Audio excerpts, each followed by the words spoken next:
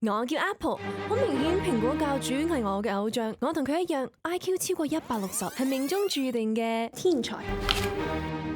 作為一個天才，喺 Harvard Computer Science First Round 畢業之後，矽谷有成108間公司爭住求我去做 CEO。不過我嘅答案就係 No， 因為我有一個夢想，我要返香港做 App Designer， 有一日要成為香港嘅 App 界教主。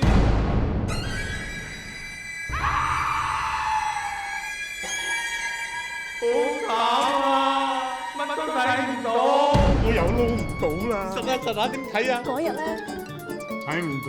本小姐作為未來嘅 App 界教主，竟然連自己老豆都成日用埋啲 load 唔到嘅廢 App 煲劇，真受㗎！等我喐下手指尾 design 翻一隻一代好 App 啦，搞掂！哇！呢個 App 好得喎，鬆郁毛。冇配音冇字幕，仲係咁扯爆我啲數據，好得意啊！整過啦，天才！天啊，點先係一代好 App 啊？最好啊，多啲本地同外國嘅最新節目，越多越好。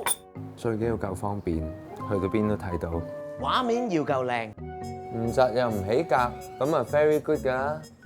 我明啦。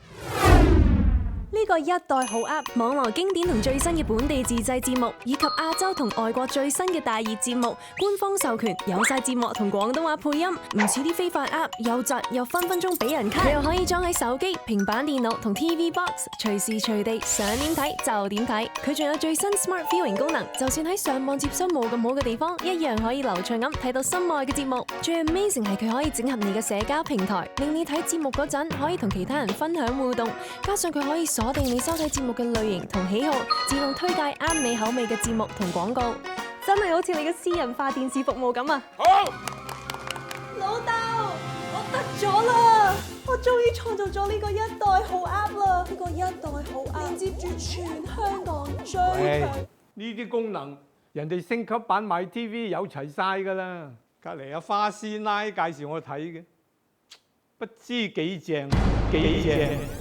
嚇！俾人截咗戶，唔得，我要再諗計，一定要威翻次俾老豆睇。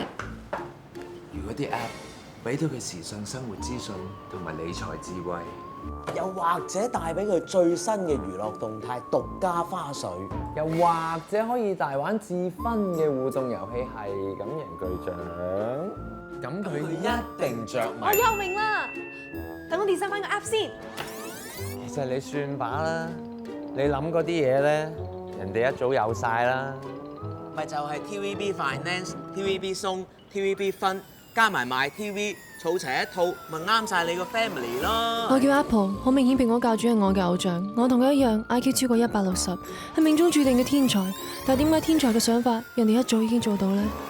TVB Apps Family 始終都係最好。